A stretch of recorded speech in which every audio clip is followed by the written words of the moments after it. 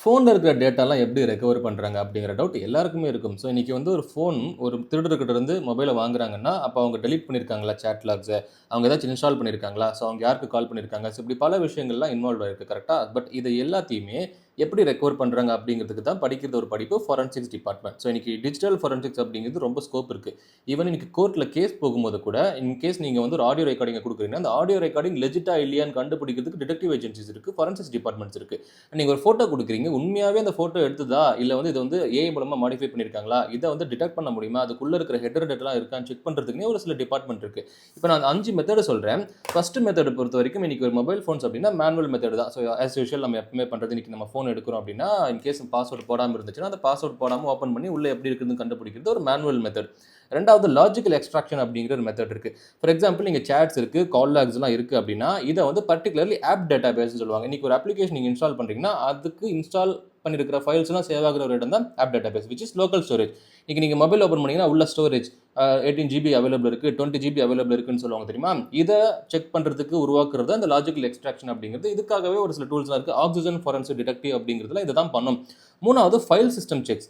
So இன்னைக்கு app storage அப்படிங்கிறது முடிஞ்சிருச்சு. ஸோ அது மூலமா சாட்ஸ் அண்ட் கால் லாக்ஸ் எடுக்க முடியும். பட் சம்டைம்ஸ், எல்லா டைமும் கிடையாது, சம்டைம்ஸ் அதே நேரத்தில் இன்னைக்கு ஃபைல் சிஸ்டம் செக்ஸ் அப்படிங்கிறது ஹிடன் ஃபைல்ஸ்.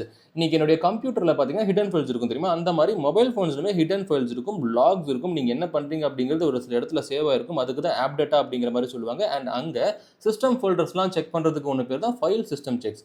ஸோ அப்போ உங்களுடைய மெமரியை தாண்டி சிஸ்டம் ஃபைல்ஸ்க்குள்ள நுழையிறது தான் இந்த ஃபைல் சிஸ்டம் செக்ஸ். இதுக்கு மேக்னெட் ஆக்சியம் அப்படிங்கிற சாஃப்ட்வேர்ஸ்ல இதை தான் பண்ணும். அப்புறம் ஃபுல் மெமரி செக்ஸ். இது வந்து உங்களுடைய ஃபோன் அப்படியே காப்பி எடுத்துட்டு க்ளோன் பண்ணிட்டு அண்ட் அது மூலமா டெலிட்டட் டேட்டா இருந்ததுனாலுமே அதையுமே பார்த்தீங்கன்னா ஃபாரன்சிக்ஸ் மூலமா ரெக்கவர் பண்ண முடியும். அதுக்கு உருவாக்கப்படுற ஒரு சாஃப்ட்வேர் அது அட்டாப்சி அப்படிங்கிற ஒரு சாஃப்ட்வேர் மூலமா தான் மோஸ்ட்லி எடுத்துட்டு வருவாங்க. ரா மெமரி செக்ஸ்னு சொல்றது. அதுக்கப்புறம் கிளவுட் செக்ஸ். இது வந்து கிளவுட் டேட்டால பேக்கப் ஆயிருக்கா இல்லையா அப்படிங்கிறத செக் பண்றதுக்கான ஒன்று தான் கிளவுட் செக்ஸ். இதுக்கு வந்து எல்காம் சாஃப்ட் அப்படிங்கிற கிளவுட் எக்ஸ்ப்ளோர் அப்படிங்கிற சாஃப்ட்வேர் யூஸ் ஆகுது. இது இன்னும் ரியல் டைமாக சொல்ல போனால் இன்னைக்கு நீங்கள் கம்ப்யூட்டர் வச்சிருக்கீங்க கரெக்டாக. ஸோ கம்ப்யூட்டரில் நீங்கள் இன்ஸ்டால் பண்ணுறதுலாம் எங்கே போய் சேவ் ஆகும் அப்படின்னா ப்ரோக்ராம் ஃபைல்ஸில் சேவ் ஆகும். அப்போ நீங்கள் இன்ஸ்டால் பண்ணுறது எல்லாமே ப்ரோக்ராம் ஃபைல்ஸ் அப்படிங்கிறது. அப்போ உங்களுடைய கம்ப்யூட்டர் அப்படிங்கிறது ஒரு மொபைல் ஃபோன் வச்சுக்கோங்க. அண்ட் ப்ரோக்ராம் ஃபைல்ஸ் அப்படிங்கிறது நீங்கள் நார்மலாக யூஸ் பண்ணுற ஒரு சிஸ்டம் ஸ்டோரேஜ்னு வச்சுக்கோங்க.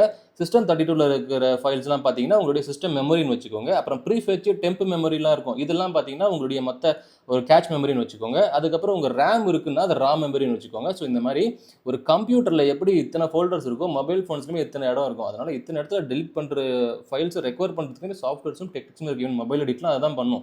ஸோ அதோடைய காஸ்ட் பார்த்தீங்கன்னா ரொம்ப அதிகம். அதனால ஒரு டிஜிட்டல் ஃபாரன்சிக்ஸ் அப்படிங்கிறது இப்போ நான் சொன்ன அந்த 5 விஷயமா மட்டுமான்னு கேட்டால் கிடையாது. இந்த மாதிரி நிறைய விஷயங்கள் இருக்குது. அதனால இன்னும் நிறைய டெக்னிக்கல் விஷயங்களை இன்னும் சுலபமாக தெரிஞ்சுக்கிறது நம்மளுடைய சைபர் சேனலை சப்ஸ்கிரைப் பண்ணிக்கோங்க.